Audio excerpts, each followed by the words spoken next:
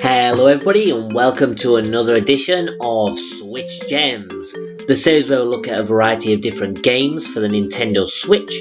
Some of them are retail titles, some of them are eShop titles, some are big AAA releases, some are indie games, some are cheap, some expensive, some are, pretty hidden, and others are quite well known.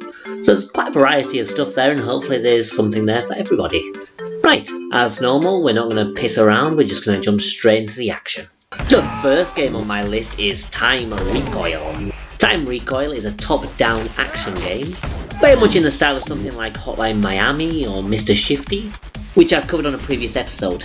You control a lady, she's got the ability to slow down time as she kills people. Much like the aforementioned games, it's very much a kill or be killed setup. Your character dies in one hit, but on the flip side, the majority of enemies will also die in one hit too. As such, it makes the game quite a frantic experience, and pretty fun too. The story takes place in a dystopian world where Mr. Time reigns supreme. The rebel group that you part of wants to change the world, and plan to utilise their time machine to change the future. As you can expect, not every visit to the past goes as expected, so sometimes you'll find yourself going back to rectify your errors.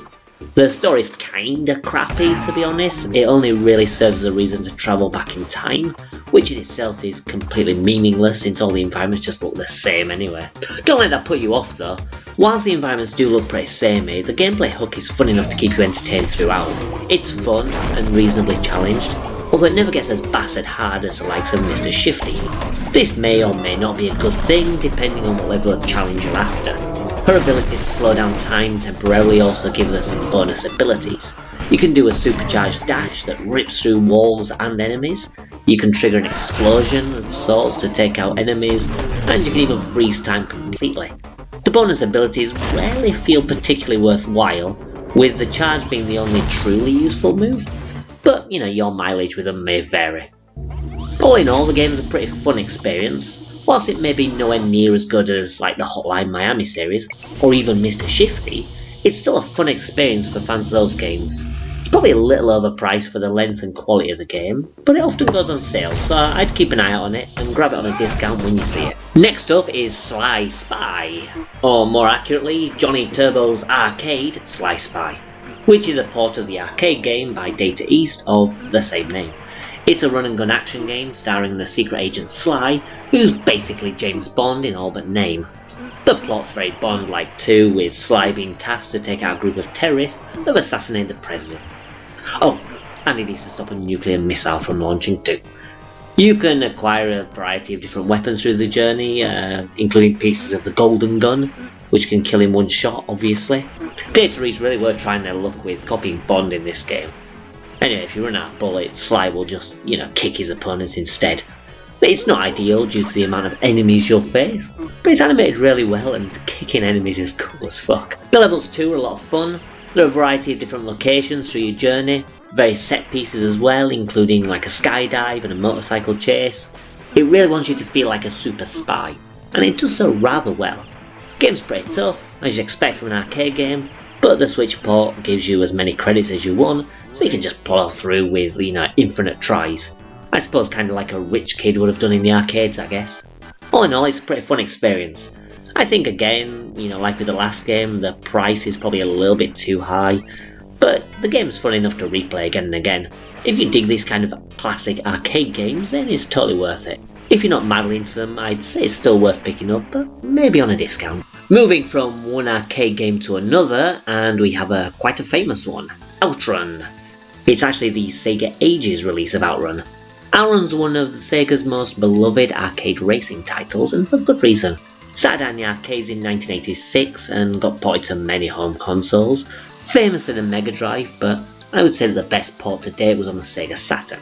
The Saturn version got a port in the Sega Ages range, and it ran only at 60 frames per second, which is double the speed of the arcade original, but also got remixed music too. It's a port that's never really been outdone. Until now. The Sega Ages line on the Switch never fails to impress, and this port has lots of remixed music, 60 frames per second, and a new unlockable system to upgrade your car. Outrun puts you behind the wheels of a supercar as you cruise along the road attempting to hit the checkpoint before the time runs out. Each checkpoint's at a fork in the road, and it branches out into two possible paths. Each path is themed differently, so it encourages many replays. There are 5 different endpoints to the game, and if you hit one of them, then you unlock a new part that will change the car colour and make the car better in some way. Whether it be better handling, tyres that don't slow down when you go off-road, these upgrades synergise really well. The paths get harder the further left you go, and obviously that difficulty is lessened as you upgrade your car. It works really well. Not only that, but the game allows you to adjust your difficulty. If the traffic is bogging you down, turn down the difficulty. If the time limit's too tight, give yourself more time. This kind of customizable difficulty really helps alleviate the arcade difficulty of the game to newcomers, or people like me who are just shit at racing games. You can bump up the difficulty if you're a bit more hardcore, or you can lower it if you need it. Like a lot of the arcade re-releases on the Switch, the price may be seen as marginally too much. You may want to wait for a sale. However, in my mind, this is definitely worth the asking price, especially with the added value of the Switch port. Just grab it and thank me later. Now for something a little less arcadey. We have Mechanica, or Meccanica. It's a classic point and click style adventure game, and it's starring a troubled young girl who's grown sick of the world and wants to end it. She's drowning in a world of indifference and she wants to create a new world order. Despite the art style of the game, the story is surprisingly dark, and the world she lives in has various parallels to her own, but to an exaggerated degree. Even some of the parts that don't seem too bad at first contain darker undertones, particularly the part of the story that relates to her grandparents. Anyway, I'm not going to say more about the story. The setup is surprisingly simple. She hates the world, wants to eliminate the bad elements, and she wants to do that by creating her own mech suit and overthrowing the world with her bare hands. You control her on a journey as she wants to assemble the different parts to assemble the mech. Because of the simplicity of the goal, the game is quite short, but you know what, it's fine. It's a short and cheap experience, and it never outstays its welcome. By the end you'll be empathising with Nika and you'll be sucked into the game's charming little world. It may not take long to experience her journey, but I'd say it's definitely a journey worth experiencing. And now, a game that needs very little introduction to Switch owners is Super Smash Bros. Ultimate. The Smash titles have been going for many generations now, starting life on the N64. The game started out pitting a handful of classic Nintendo icons against each other in a party game style fighter. It ditched the complex combos that fighting games at the time all had. It simplified everything down. You still got a lot of moves at your disposal, but they're all easy to pull off. In addition to these moves, there are items that spawn occasionally and they can help you in the battle.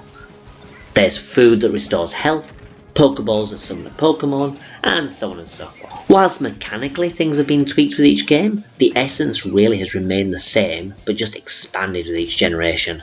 With the Switch version, we now have the culmination of the series, the Ultimate Smash game, if you will. Super Smash Bros. Ultimate contains all the characters that have appeared in the series to date, and some extras. It doesn't contain all the stages, but it contains most. Over the years, many new stages have just been shinier versions of previous stages, and they've understandably been omitted. The game allows for up to 8 players to play at once, but personally I find that 3 is the best number to have without things getting a bit too chaotic. You can also customise the game to include specific items, or have modifiers such as players being giant, metal or whatever. You can play locally against friends, in tournament or whatever. You can take Smash Online and get involved with the rank side of things. Personally, I avoid multiplayer online most of the time, and I find that in random matches the performance really isn't so great. I mean, what the hell are we paying for online for if the biggest online game on Switch doesn't run well, thanks Nintendo? It's a shame really, since online Splatoon and Pokemon all seem to work fine, but Smash's performance can occasionally be choppy. Outside of the party mode, there's also training mode, which can be useful for honing your skills. There's classic mode, which is a bit more of a traditional fighter type thing. You have a succession of fights, and it culminates in a boss. This game offers themed scenarios for each character to make things interesting. And there's also the World of Light mode. World of Light works a little bit like the event matches from Melee, where most of the fights have a theme based on the spirit you need to face. For example, there's a Tauros one, and there will be a white Bowser you need to fight. He moves at an uncontrollably high speed, and has the ability to damage you while dashing. It feels very much like you're taking on the bull of the same name, and works really well. Beating a spirit will unlock it, and the spirit will give you certain bonuses that could prove useful in future fights. The fights are cool, But the main problem with the World of Light is it's just too damn big. So many of the fights are similar, and many are no frills fights. It doesn't help either that the world itself is very vast and confusing. The mode's not bad by any means, but it's something that's better experienced in short bursts rather than extended sessions. Anyway, all in all, Smash Ultimate is really a fantastic game, and probably the best in the series since Melee. The experience is only really improved with multiple players, although I'd recommend just doing multiplayer locally if your tolerance of online lag isn't particularly great. While the game is quite a high retail price, especially if you have the Season Pass, the content provided in the game is definitely worth it. So, those were the 5 games we covered this time. We had Time Recoil, Sly Spy, Outrun, Meccanica, and Super Smash Bros. Ultimate. A nice little bunch of titles really, and have you played any of them? If so, then drop a comment below as usual and let me know what you think. If not, maybe pick them up and then let me know. Or you can drop your own recommendations down below. Either way, thanks a lot for watching. Bye.